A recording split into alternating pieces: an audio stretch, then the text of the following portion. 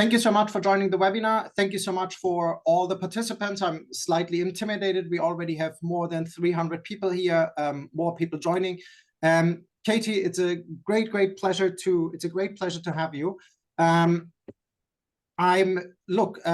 Small people talk about people, kind of other people talk about ideas. So I want to get very quickly to the ideas. But a short background: you got an engineering degree from Princeton University. You did your PhD at Harvard University, again in part at the engineering department, if this is my right understanding, in part at the Harvard Business School with Mike Spacerman. Then you joined Wharton. You are now a full tenured chair professor at the Wharton Business School. A few things I would like to point out that I find so remarkable about Katy, beyond her kind of classical kind of accomplishments. The one word I associate most with Katy is that she kind of crosses boundaries, and in particular boundaries that are typically not crossed. So let me just give you two basic examples of this. So Katy does something that very few people succeed in, that she speaks to practitioners very actively, but she also speaks to academia. So she's really like a star in both dimensions, okay? And it's not one of these cases where you used to be a research star and now you're kind of focusing on other areas, but you have 2 conditionally accepted papers at 2 of the leading journals, Management Science and Organization Science. You continue to be a scholar, you continue to be contributing. Your doctoral students praise you in a very similar way that you praise Max Spacerman in your book. So you continue to be a very active scholar. You have a podcast, which we might actually come to talk later about. We can link it in the show notes if you want to. But there is also not just this practitioner theory boundary, then there are also disciplinary boundaries. I pointed this out. You have actually degrees in engineering, but you are mostly now known for your work in psychology. But your work in psychology speaks very much to economists. It speaks to people in marketing. You're very actively picked up by people in the medical field or people who care about health. So this kind of work is really like generally relevant. The last boundary I want to point out too, and this is something I like a lot about the book and your work more generally, it also crosses the individual and the organizational level. So in some ways, and we'll come to this book in a second, I have 3 editions of it. I have the Kindle edition, I have the hardbook edition, and I have the audiobook. The book really speaks to individuals, so you can read it almost like as a self-help book if you want to, where you say like, this is how I can change. But you can also read it fantastically as a management book. If you're a manager and you say like, look, I need to change my organization, I need my customers to change, I need to help my customers to change, I need to help my employees to change. So the book also crosses these kind of levels. The book is beautifully written. Lots of things to like about the book. We come to the kind of substantive content about the book in a minute. But what is really nice, Katy has done an enormous amount of research in her life. But the book is more than Katy's research. The book is really like something which represents what's currently going on in the field. She commands a lot of evidence she has collected on her own, but also evidence by other scholars in the field. And that makes the book very rich. It's also beautifully written. It's simply a fun thing to read. We learn about the problems of banks. We learn about the problems of Google. We learn about the problems of military academies and so on. And we learn about how to be a better mentor and how to give better advice and so on. So it is just a fun read. Without further ado, Katy, thank you so much for joining us. Thank you so much for having me. And that was maybe the nicest introduction I've ever heard. So anyway, I'm honored. It's a pleasure to be here, and I really appreciate the very kind words. They will keep me feeling good for at least a week until I get my next journal rejection. Wonderful. Katy, what is the book about, in your words? In my words, well, you did it better than I can. It's always better in someone else's words. But I wrote the book because I felt that we knew enough from the research literature about the science of change that it was time to put that knowledge into the hands of practitioners, that it was time to make sure that people who had goals they wanted to achieve or goals they wanted to see their organization achieve had all the best evidence at their fingertips, organized in a way that could really help them succeed. And you know, it's funny, people say that you shouldn't write a book unless you're itching to say something. You shouldn't just, do it because you think it'd be fun to have a book, or you're wondering if you like writing. It needs to be like a true itch. And it really had developed to that point where I felt like, oh, how can people not know these things? It's so important. So many people could benefit. And that's why I wrote it. The one way of thinking about the book, I don't think about it that way, but one way to think about it is like, what are a bunch of hacks to kind of to get your life into a better shape, so to speak, right? So can you highlight a few hacks where you would say like, you see, you're probably like one of the things you're best known for is temptation bundling. Maybe start with that, but I would be very excited to hear about other kind of insights where you would say like, look, these are hacks, these are strategies you can pursue when you want to change. Yeah, absolutely. Well, actually, first, let me just back up and say the big picture message that I want to convey beyond there's a lot of tools that can help you is a huge mistake lots of people make is that they look for a hack like, oh, set audacious goals. That's the way that I'll achieve what I want to achieve. They look for that hack, and PS, goal setting is great. But then they don't actually think carefully through what are the barriers that are going to stand in my way and design a strategy based in the best science that will tackle those specific barriers. And that's a huge mistake. Rather than sort of just saying, oh, there's a grab bag of stuff science says works, I'll try some of it and see. You really actually need to think very carefully about what is the obstacle you are likely to face or a set of obstacles, and then look to the science that can solve for those specific problems. And I see this mistake made by organizations and individuals constantly, and it's part of why I wanted to write the book. But let's talk a little bit about maybe what some of those mistakes are. And as you said, I know people will want actionable insights, so I'll get quickly to a couple of things that I think are widely applicable and useful. But some of the key barriers to change are things like just motivating yourself to get started, feeling like it's no fun to pursue your goals in the moment, and impulsivity therefore takes over. And even though you have this long-term vision and long-term achievements you're hoping for, because we overvalue instant gratification, we may not make progress on those. That leads, of course, to procrastination. And then another barrier that people tend to overlook or forget about is forgetting. If we often have things that are sort of on our to-do list, but they're not maybe the very top priority, but they're important for our long-term goals, and they just slide out of a short-term memory and we don't get around to them. And so that's actually a really important barrier that most people don't solve for. Confidence, you have to believe in yourself, believe that you can do it. That can be a barrier, as can laziness, which is just, the tendency to take the path of least resistance, and also relates to our habits, our fallbacks and our defaults. And then finally, and this sort of bridges, by the way, I'm talking only here about internal barriers, which is what I study. And of course, there's lots of external ones. The final one is conformity, which is, are the people around me supporting my goals and showing me that this is possible? So depending on which of those barriers resonates and feels relevant to you and what you're trying to achieve, then the best solutions will be different. But you mentioned temptation bundling. So let me just give a little teaser there, and I know we'll go into some more hacks and solutions.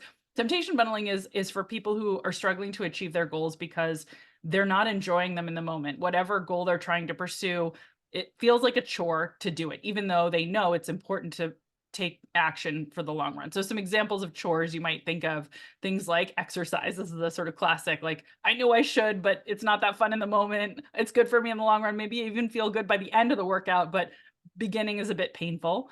Household chores, cooking fresh meals for your family or yourself, spending time with a difficult mentee at work could be something you might struggle with, even though it's important in the long run. Even, just sitting down and grinding to study if you're a student, or to work on a big report if you're in an organization and you have a deadline and it's pretty far off.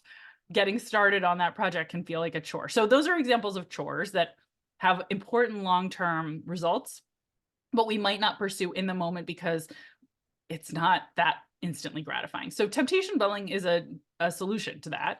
And I'll tell you a very specific instance that I've used in my own life and that motivated some of this early work.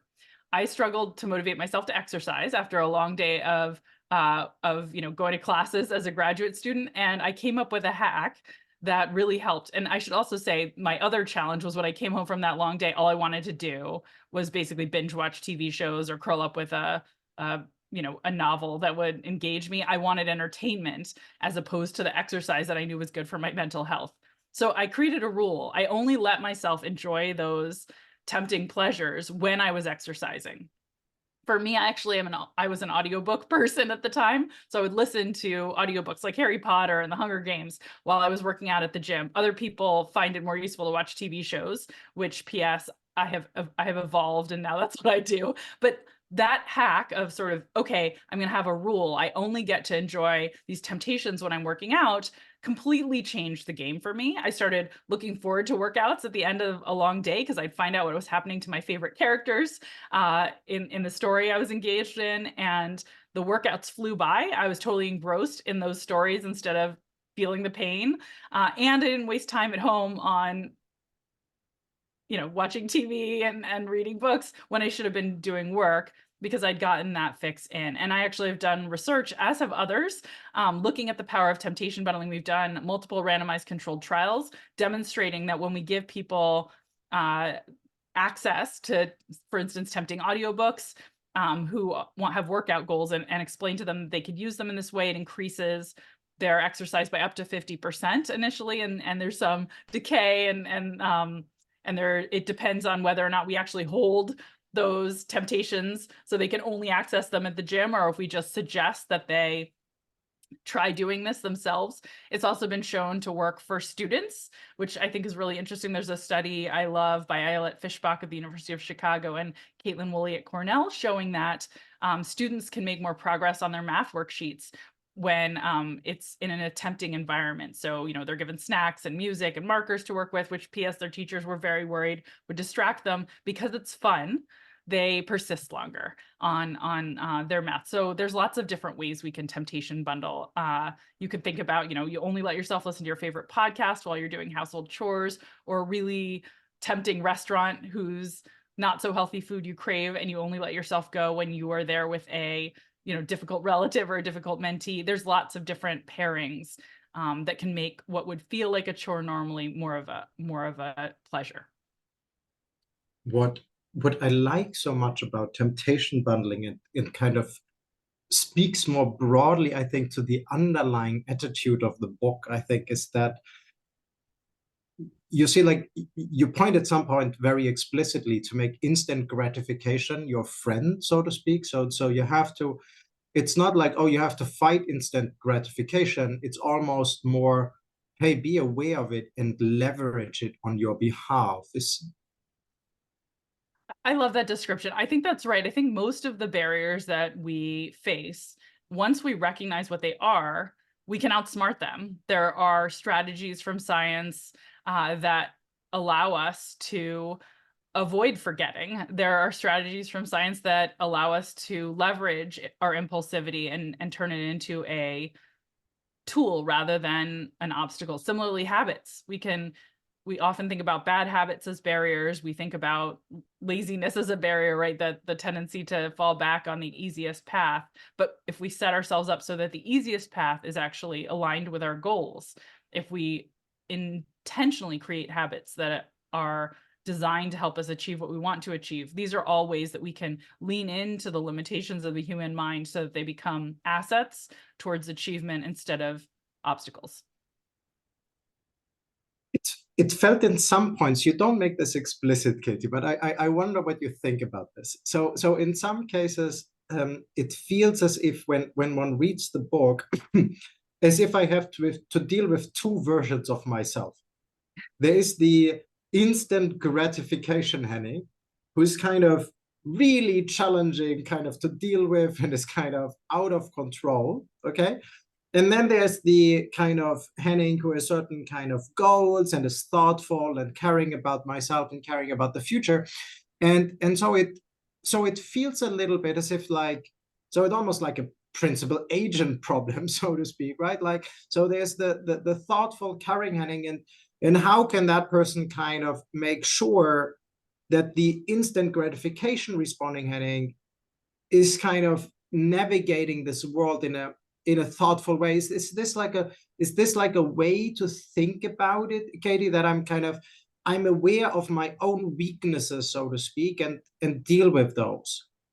Yeah, absolutely. And the way you just described it as a principal agent problem is very similar to the way that economists often write about these challenges. So my favorite research on this is probably from the early 1980s. It's work by Richard Thaler, and it calls this a planner doer problem. So sometimes we're in planner mode where we're thinking about the future, we're contemplating what barriers we might fall prey to in achieving whatever it is we want to achieve. And when we're in planner mode, we recognize that our doer self, who will be out in the world, trying to convince themselves to actually go to the gym when the time comes and eat the right things and mentor and be productive and meditate as often as they plan to, right?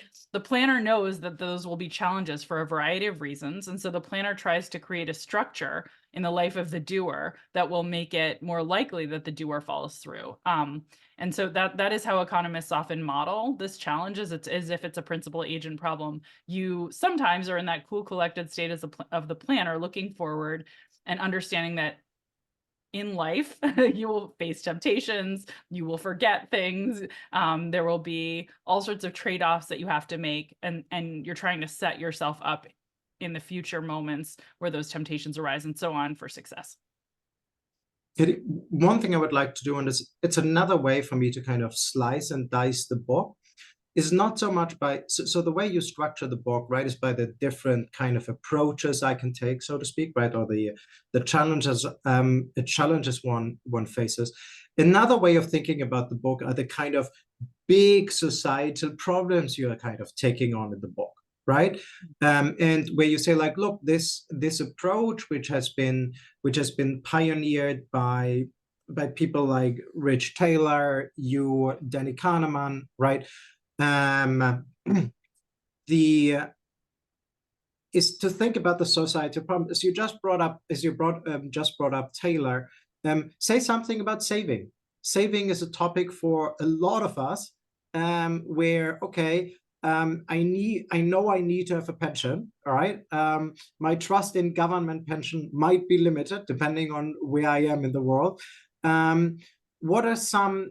Yeah, I want to avoid the term hacks now, but what are approaches that science kind of points us to in how we can get our saving in order? Yeah, well, so first of all, I should say Richard Thaler, Nobel laureate in 2017, one of the founding fathers of behavioral economics and one of my favorite co-authors and role models. An amazing author as well. I highly recommend his book Nudge to anyone who has somehow missed it. It's fantastic. It's sold millions of copies, as well as Misbehaving, which is sort of his history of the field of behavioral economics, which is the recognition that people have these limitations, essentially. And I then believe, if I can interrupt you, I believe the first academic paper I ever read was by Richard Taylor, actually.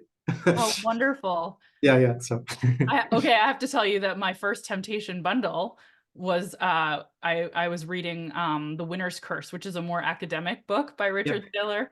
yeah. I eventually switched over to Harry Potter, but I did get through that whole book at the gym, and it was enough to motivate me to exercise. So he's an Oh, amazing wonderful. writer. Even when he's writing, what we usually think of as dry, which are academic articles, somehow there's humor and so much insight. Anyway, obviously a hero of both of ours. Okay, so on saving, Savings. which has been a major topic of his work and others, and a major win really for the field of behavioral economics. I would argue that part of the reason this field took off is because of some major success stories in recognizing the limitations of sort of optimal rational decision making in the context of trying to drive savings so that people would be well prepared for things like retirement. The biggest win by far is the finding that if we default people into saving when they come to a new employer in the United States. So to be really clear, that means, you show up, you have a new job, and on the first day of work, there's some paperwork normally that you fill out, right? Some HR forms. And there's a form that you can complete in order to make sure that a portion of every paycheck gets sent to what we call a 401k. It's a tax advantage savings vehicle that your employer can set up for you. You can check a box to opt in. That's the way it was traditionally done. But but there was this discovery in a paper by Madrian and Shia in 2001, showing that when a Fortune 500 company made a little change to that HR paperwork, instead of having people check a box to opt in, they could check a box to opt out, meaning if they didn't do anything, money would just start flowing into the savings account out of every paycheck. Well, that led to more than a 30 percentage point increase in the number of people who are signing up for retirement savings because of a few things. One, basically laziness or inertia. People are like, well, I don't have to do anything. It'll happen magically. And when I don't have to lift a finger, we see big changes in outcomes, right? People love not having to lift a finger. Second, it feels like it's recommended when your employer is saying, hey, we're doing this for you, but you can opt out. It seems like it's implied that the employer is saying this is a good idea. We also infer that other people must be doing it. And finally, and this relates to Danny Kahneman, 2002 Nobel laureate, other sort of founder of our field, along with Amos Tversky. Danny Kahneman has shown with Amos Tversky that we're loss averse, meaning anything that feels like we're giving it up, we really dislike much more so than we enjoy gaining new things. So losses loom larger than gains. And when we opt out of something, it feels like a loss, right? To give up the fact that you're going to put a portion of my savings in retirement, that feels like a loss. So for all of these reasons, when you suddenly default people into savings, it's very sticky. Defaults are useful everywhere, it turns out, whether it's, organ donation or changing your homepage so that you're not taken to Facebook or TikTok when you log into your computer, but instead the New York Times, if you want to change, your habits around screen time use. There are lots of ways you can use defaults in life, or by having a workout machine at home, as opposed to having to go to a gym. You're sort of changing the friction and making it easier. So we can use this in lots of places, but savings is where we've seen the biggest wins. And of course, there's some other ways that we can use defaults there too, like we can automatically increase how much people are saving. And there's a really wonderful paper by Shlomo Benartzi and Richard Thaler on auto escalation combined with enrollment that's very effective. And in fact, in the US, we have laws that actually make it tax advantaged for employers to use savings defaults because this work was so seminal and showed such strong benefits, and nonpartisan legislation was passed to make these changes. One thing I enjoyed is the linkage between how you deal with economics, because on the one hand, or with the discipline of economics, because in some aspects you point out that it's a little bit limited, right? You kind of describe interactions you have in the classroom. So you have this beautiful case of a bank which offers a locked savings account. So you can put money in, but you're not allowed to take it out, right? And so from an economist standpoint, like a pure traditional economist, so to speak, this at first sight makes no sense, because you would say, like, look, I limit my options. So limiting my options can't make me better off, but I end up saving more. So on the one hand, you say, like, look, straight economic principles are not my friend, so to speak. You might need to limit yourself. But then in other points, you're also saying, like, look, economists are your friend, right? So you have this case of a programmer called Nick, I believe, who wants to change and who takes all his savings, I think it's $14,000, and say, I give these to a charity I don't like if in case I don't accomplish this and this goal. Can you say something about how I should think about classical kind of incentives and freedom, so to speak? Like, how is this my friend? How is this my foe? How to deal with this? It's a question about the book. It's probably a much more broader disciplinary questions for the field of psychology. But I wonder how you grapple with that. Yeah, well, I think there's huge, first of all, to use an econ term, complementarities, meaning, peanut butter and jelly are better together, so they're complementary. There's huge complementarities between psychology and economics as a way to think about how do we achieve behavior change, right? I would never say we should only use psychological principles to achieve our goals. We should use both. But one of my favorite findings from the behavioral economics literature, meaning more informed by psychology in some sense than by traditional economic theories, is that we can incentivize ourselves in ways that are very counterintuitive to a traditional economist, but very effective. And this is a tool, it's called a commitment device. It's a tool that's designed to solve the problem of impulsivity. And essentially what it looks like is we're used to other people fining us, for instance, if we're at risk of giving into temptation, right? If you speed, you know you might get a ticket, and that's the state sort of trying to prevent you from giving into that temptation and doing something that's dangerous. Right. But what's counterintuitive is essentially to say, I will find myself if I speed, or if I take steps that are out of line with my goals.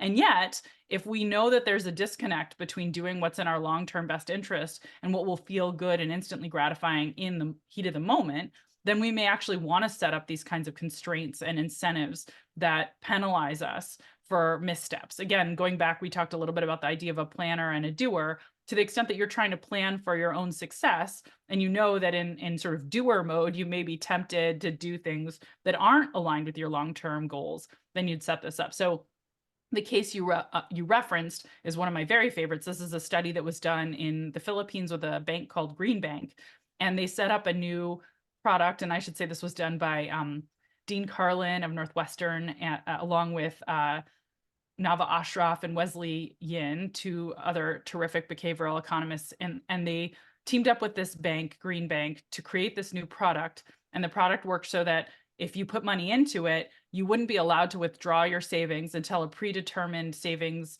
goal was reached that you had self-selected, or a predetermined savings date. And these accounts, they had the same interest rate as a standard savings account where you could take money in and out. So there's a big fear that no one would use these crazy accounts, right? Because why would you want a less liquid savings product? It is not giving you a benefit in terms of interest earned. It's only constraining you. You have less access to your money. And PS, that means the bank has more reliable streams of cash. So it's good for the bank. It's bad for you. It seems like this is a crazy product. Who would take it up? Unless you think like a planner and recognize people may be very worried about giving into the temptation in the future to withdraw cash when, you know, there's a new product they see that looks tempting, or a holiday coming up and they just want to celebrate, but they know it's not really good for them in the long run, but they may be impulsive and withdraw. Well, maybe they'll want this kind of product in order to constrain themselves. And in this wonderful randomized controlled trial, some customers were given access to this new product alongside standard savings accounts where they wouldn't be able to take money out. And other people were only given standard accounts. And the question was, of all the people offered these two types of accounts, how did the savings compare? And year over year, there was actually an 80% higher savings rate among the customers who had access to this commitment account. And so it's just this incredible success. Similarly, one of my other favorite studies, also led by Dean Carlin in this case, who has done a lot of fantastic work on commitment devices, they tried helping smokers quit. And they randomly assigned smokers to either just get the standard tools for quitting, smoking cessation tools, or those standard tools plus an invitation to put cash in an account that they would not be able to withdraw if they failed a urine test in 6 months for nicotine or cotinine, meaning if they were still smoking in 6 months. And what they found is that just giving people a way to put money into these accounts so that they knew they'd be fining themselves if they didn't quit increased smoking cessation by 30%. So these are really powerful tools, but they're very counterintuitive, and a lot of people don't quite feel comfortable adopting them. In fact, these results are all obtained even with pretty low adoption rates. And that, I think, is even more remarkable. It suggests that if, you know, everyone were raising their hand and trying to find themselves if they wanted to quit smoking, you could see much more than a 30% boost in smoking cessation from providing these kinds of tools. Katy, I found you've just alluded kind of to the effect sizes, right? How much has saving increased and so on. And very often how big the effect, like more broadly speaking, by the way, it's very nice how you bring the scientific evidence into the book. So it's not just, so one learns about science, but in a very, very kind of practical way. How big these effects are of sometimes rather minor interventions is very remarkable.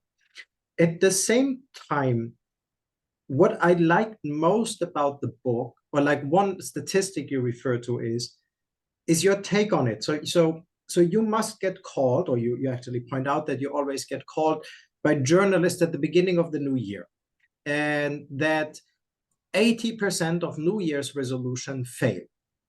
And in many ways, this is typically kind of taken as an indicator of like, oh my God, New Year's resolution are pointless. And you have a very different take on it. You actually point out, isn't that amazing? 20% of people who actually wanted to have like something new actually succeed in doing this. So I would love you to I would love you to talk a little bit about how to think about like effect sizes in this context, not in the way scientists talk about effect sizes, but in terms of like, what's the practical impact of an effect size? Yeah, no, that's a wonderful question. And indeed, I am a big fan of New Year's resolutions and fresh starts more generally, right? Every Monday, it seems to motivate people to change their behavior every start of a new month. We've got one coming up in 2 days, and birthdays, and we've done a bunch of research on this that we can talk about if you want. But in general, achieving goals is really hard. It's really hard to get all the things we want done in life. And I think, skeptics will look at high failure rates on something like New Year's resolutions and say, well, this means they're garbage. But another way of recognizing what's going on is saying, well, there's 0% of February 17th resolutions because no one's setting them, right? That are succeeding. Essentially, if you have no goal pursuit, then you have no successes. And what we'd like to see, given that we all have arenas where we'd like to improve, is more goal setting is good, because that's how we begin our journeys. And then more use of these sort of scientific principles. And I'm very pleased when I see an 8%, a 10% boost in follow through from these tools that are largely free. It's very different if you think about something where there's a real cost to society, right? For instance, think about I'm going to just give a policy goal that probably we can all agree on, that it'd be great to see more people who start college finishing, right? It's an expensive investment. If you begin, that probably means you have the chops to conclude, and yet a huge number of people who take out loans and begin down this journey actually don't complete. So there's a lot of ways you could approach that. You could approach it by offering tax incentives for people who complete a degree, and that's very expensive. And PS, probably something we would want to support, and that would be great. But we could also layer on top use of psychological principles, and that's really the focus of this book, thinking about some of these psychological barriers that might prevent student success, things like a lack of a sense of belonging and community. And to tackle those is often almost free, or to reduce frictions in the process of completing paperwork to get student loan assistance. Again, changing things like this can be practically free. And so even if you see a smaller benefit, say, it's still a larger benefit in the sense of cost effectiveness. And that's often the case with a lot of the tools that I write about in my book and study, is that you would never want to have a world where we weren't creating a suite of ways to try to encourage college completion, say, or reduce emissions. You would never want to just say, oh, let's only have psychological interventions. And yet adding on psychological interventions is very low cost, even when we see only, say, a 10% bump in college student persistence as a result of that intervention. So I'm a big fan of using, we call them nudges. And again, we already sort of bowed down to Richard Thaler earlier. We'll just bow down again as the sort of father of nudging, and recognizing that there are these sort of almost zero cost tools we can use once we understand human decision making better to encourage things like college completion or healthier eating.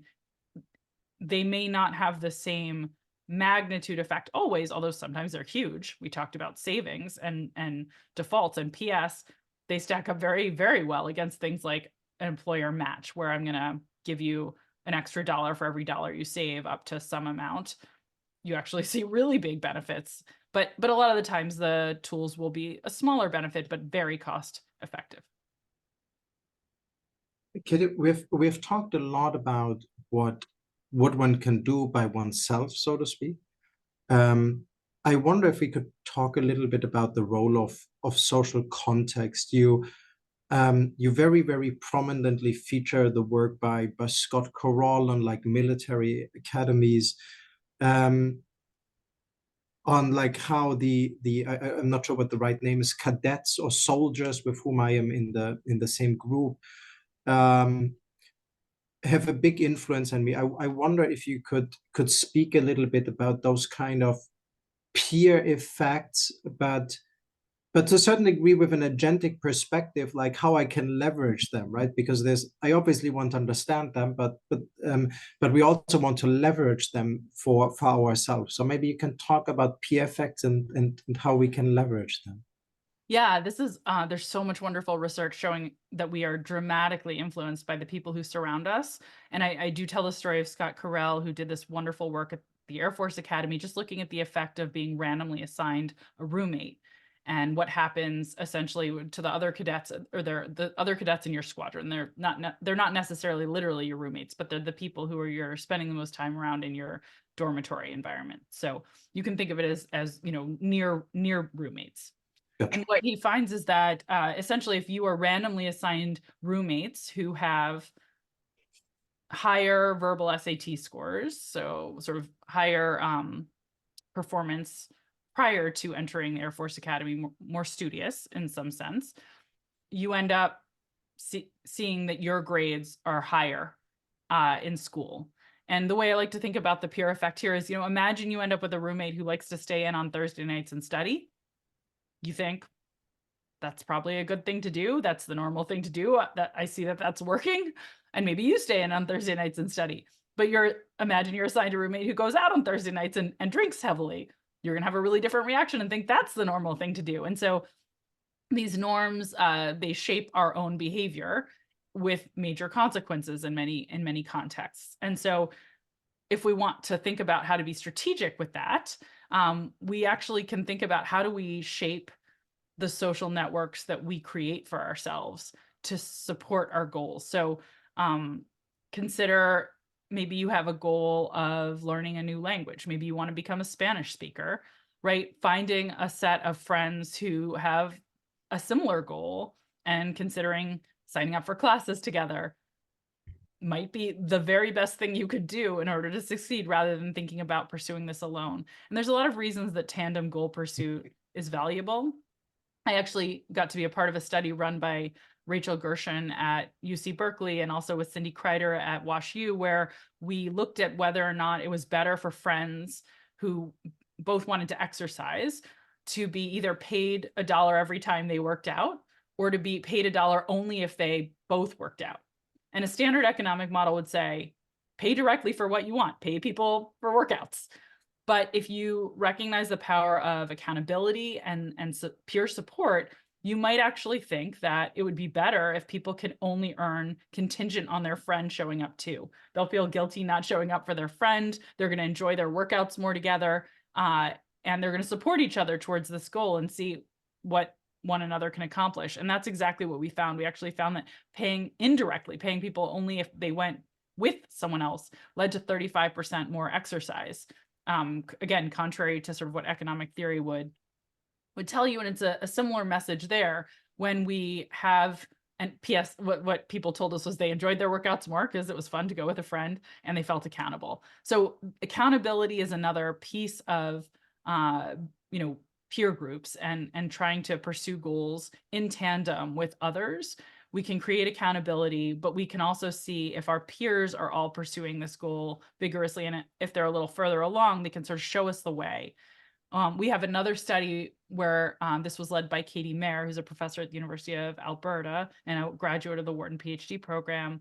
And in this study, what we did was we looked at whether or not just nudging people to try to follow someone else in their social network, try to go figure out what was working for them to pursue a goal, would be effective. And the idea there is we may not be intentionally extracting all of the information there is from our peers about how to succeed, right? Maybe you are noticing your roommate is studying on Thursdays, but maybe you haven't been really intentional about noticing, and they're also making amazing note cards, and I could do that too. Yeah. And I could, quiz myself in the same way. So we may need a little nudge to be more deliberate, in fact, about copying our successful peers. So we tried this. We ran a randomized controlled trial where we either asked people to go out and collect information from peers who were succeeding at a goal they shared about how they were doing so, how they were doing well, or we just sort of delivered that same information to other people. And we found that feeding someone the same content that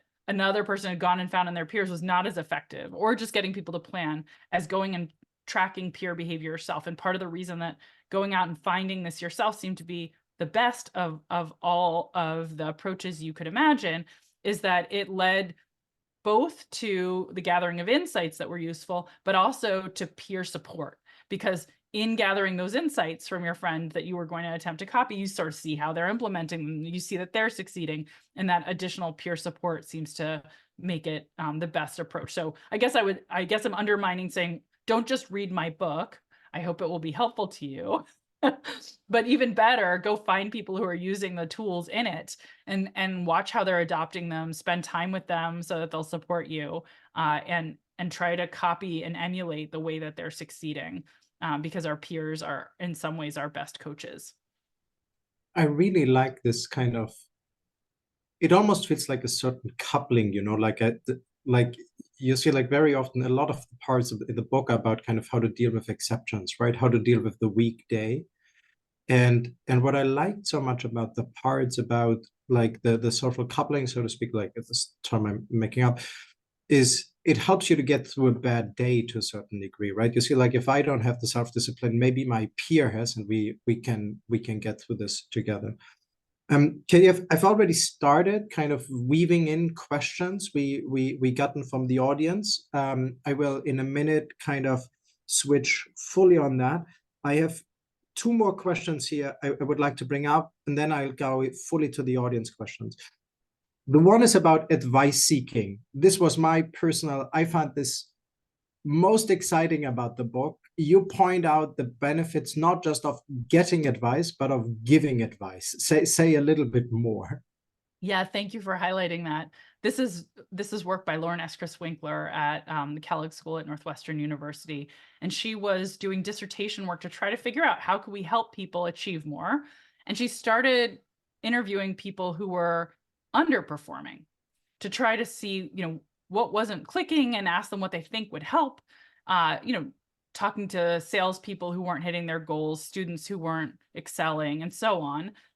And in those interviews, she noticed something really fascinating, actually a number of fascinating things. One, she noticed that people who were struggling were filled with wisdom when they were prompted to introspect about what might improve their own performance. They actually had all sorts of insights.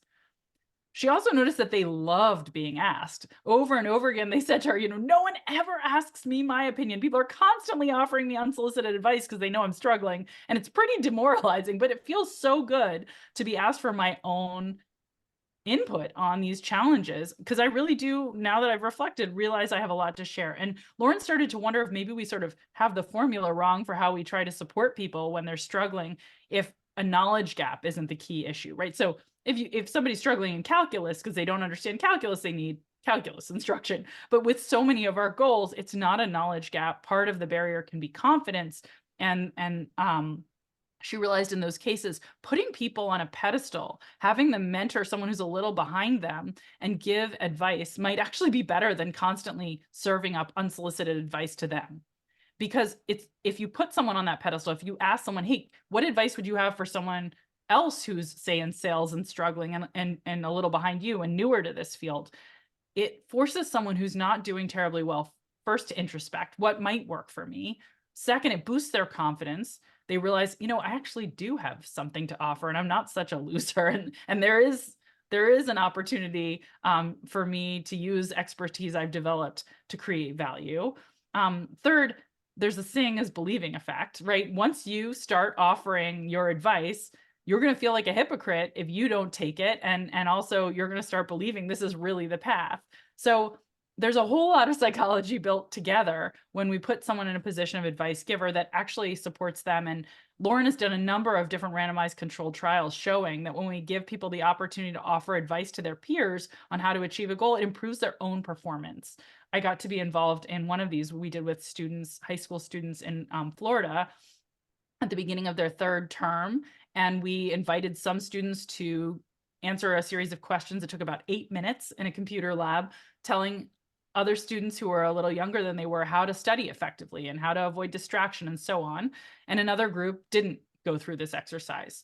And everybody in the whole project, and the trial was about 2,000 students, had told us at the beginning what was the class they most wanted to improve in.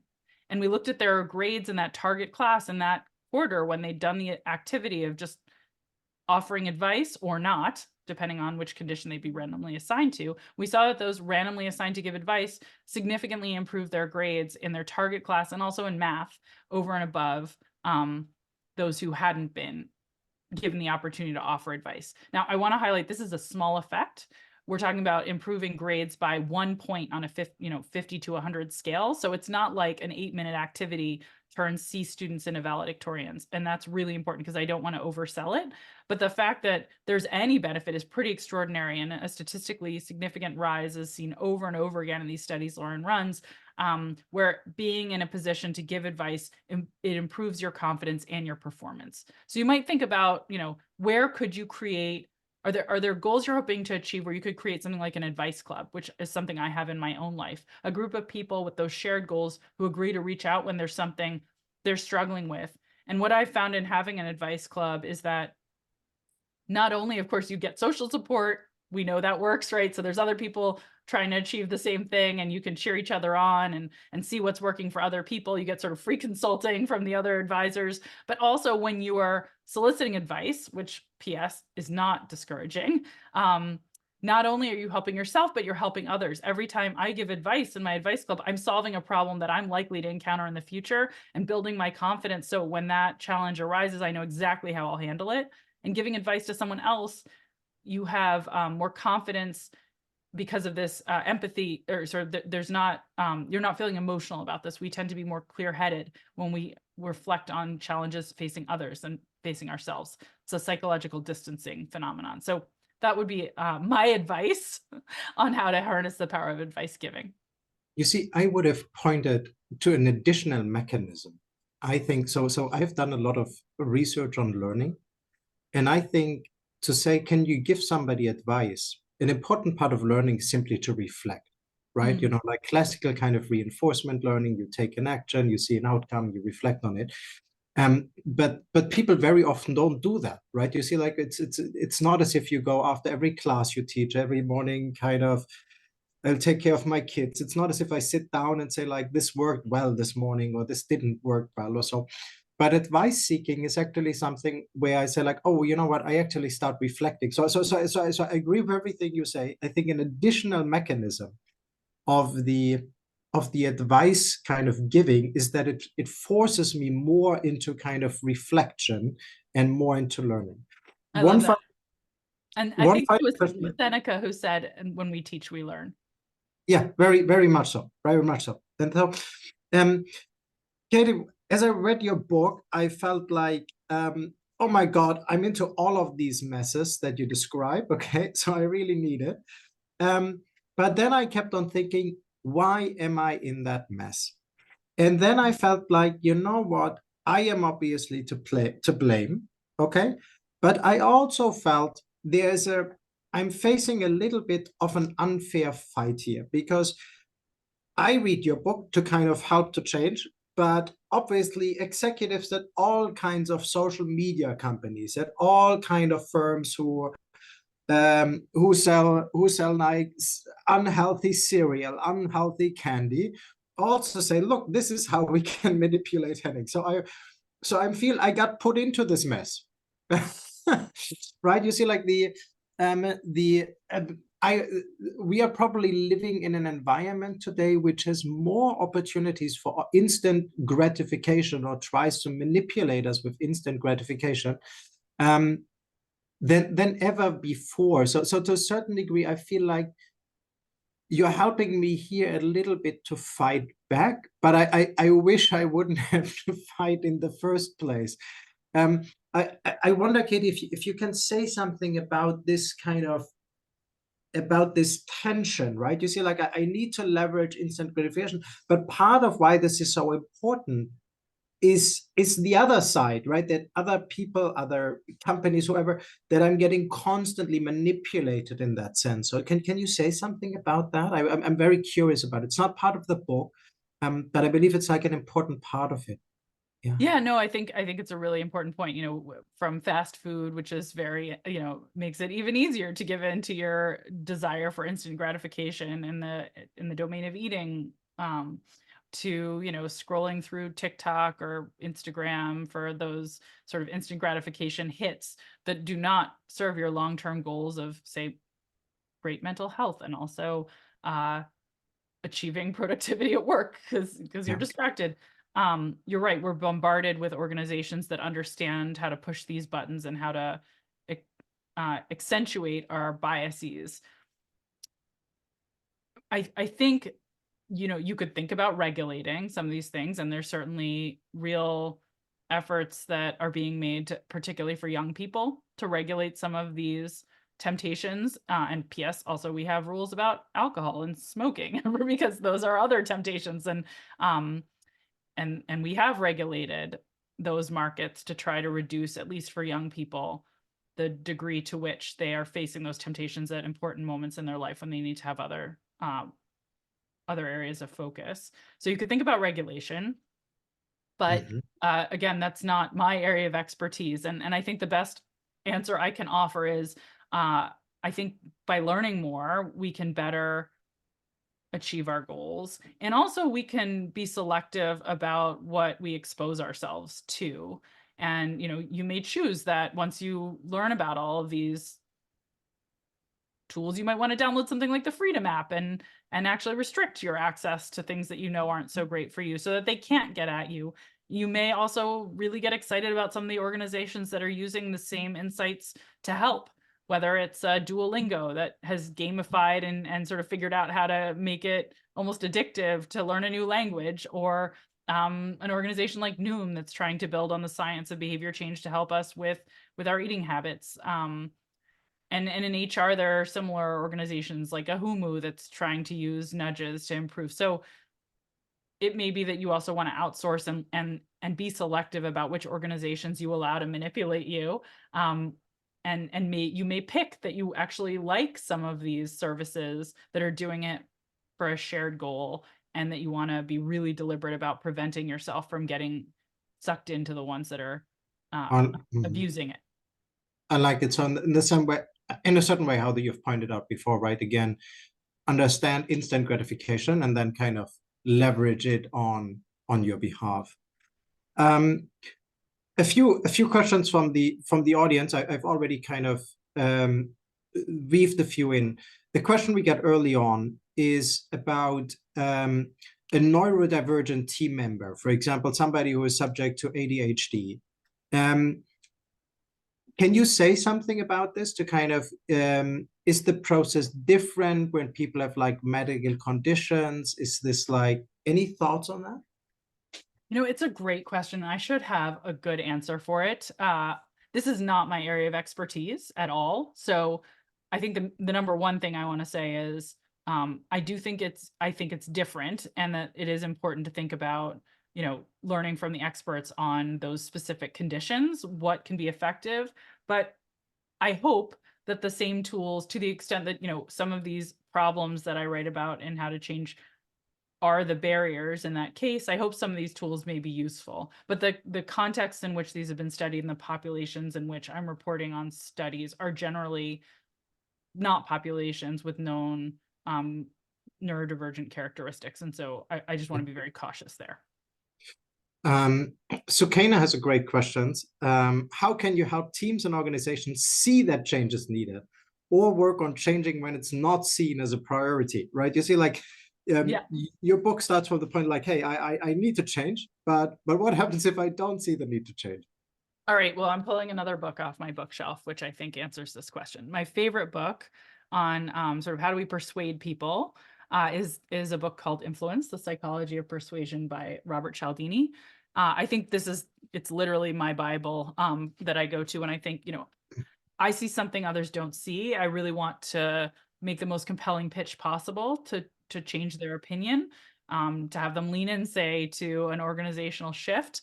And then, then we can use the tools to help facilitate change. But first, I have to persuade. And to the extent that persuasion is the challenge, then there's wonderful science on persuasion. And I think Cialdini's book is the best summary of that science. I'll just shout out to one tool, though, that's very related to something we talked about, which is one of the tools of persuasion is social norms, pointing to the majority of others are doing X, or the majority of other people think X, or even if the majority aren't, there's a trending norm. It used to be, that a small fraction, but we're seeing an uptick in how many people support this new policy. What Cialdini's work has shown is that when we see a majority of others leaning into something, or an uptick in the number, we project forward and we think, oh, that's the thing to do. If everybody else is doing it, I should be doing it too. It's part of what drives the power of surrounding yourself with others who are achieving goals. We follow the herd, but it also can be a tool of influence that's very effective.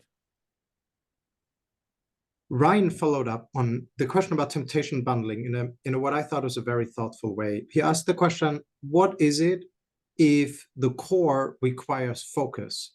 So you see, you have the example of a workout where you can watch a TV show on the side. But what if I don't like X? What can I do? Yeah, that's a great question.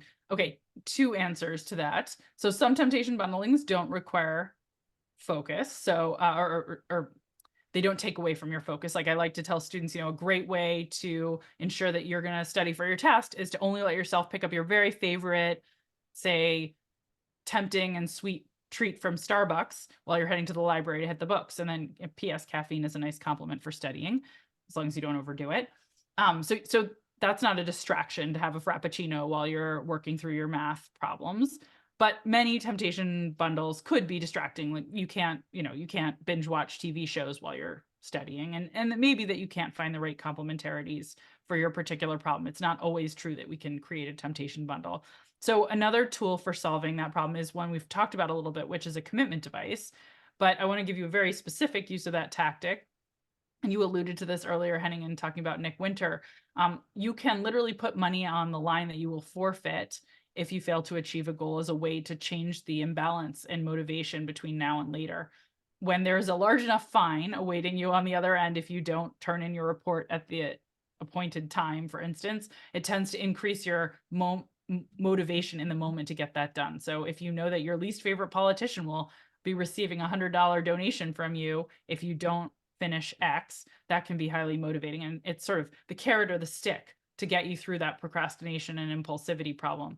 The carrot would be the temptation bundle. Make it more fun, make it more enjoyable in the moment. The stick is make it so highly penalized that you will actually get it done. And for some people, that penalty clause solution can be effective. And there are websites like BeMinder and Stick.com, which I have no affiliation with, I should say, or you can do this just with friends.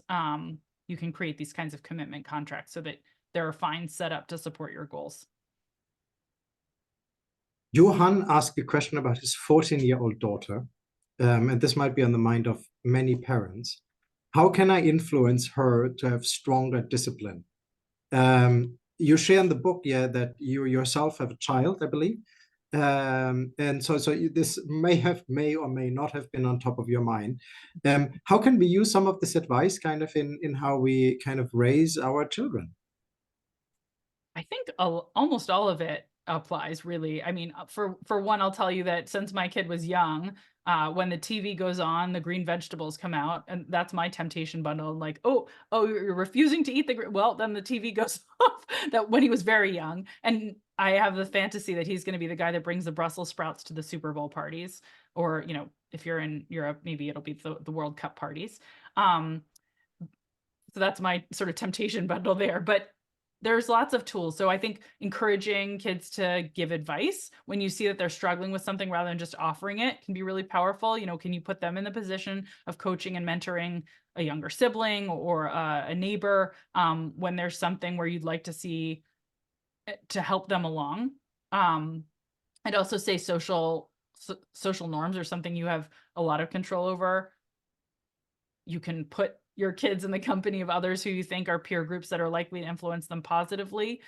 Be deliberate about that. Who are you inviting over and having them spend time with? And who are you pointing to? Can you say, hey, did you notice that 80% of the other, they may not respond to percentages, but did you notice how many of your peers all signed up for piano lessons this year? Do you want to do that too? So I think there's a lot of ways that you can leverage these tools to try to support kids. And we haven't talked at all about inculcating a growth mindset, but that's another tool that I think is very helpful for children, is trying to remind them when they have setbacks, that those setbacks can be learning opportunities, that every failure is a chance to learn and grow, as opposed to an indication of some fixed capacity you have for learning and success. So that can really expert, yeah, and I point you to Carol Dweck's wonderful book. Here, I'm going to pull another one off my shelf. Here's another wonderful book to read as a parent. Mindset, The Psychology of Success by Carol Dweck, who has done really wonderful work on growth mindsets. Katy, we had the Swiss train policy as we started. We started on the minute. I am already like 1 minute over, which might make me lose my German passport if I'm not finishing on time. You know how impatient MBA students get. Thank you so much for being with us for an hour. This was simply fantastic. I will follow up with the participants and kind of share the link to the book. Maybe I'll do a LinkedIn post. Maybe Katy, you and I can coordinate that we can point people to some of the studies, some of the books you have kind of alluded to, that we do a LinkedIn post around that, so then people can follow up and read more carefully. Otherwise, I'm already planning the next set of webinars. I will share them again on LinkedIn as I've done in the past. If you don't do yet so, you can follow me on LinkedIn. There are, I believe, 400,000 thought leaders on LinkedIn, but just one Henning Pisunka. So you can simply follow me there. The next webinar is on March 15th. And we have Erin Meyer, who has a fantastic book on intercultural communication, The Culture Map. I will reach out to all of you. Katy, again, thank you so much. This was absolutely wonderful. I learned a lot from the book. I learned a lot from this conversation. Thank you so much for taking the time. Thanks. I really enjoyed it. Thanks for having me. Bye.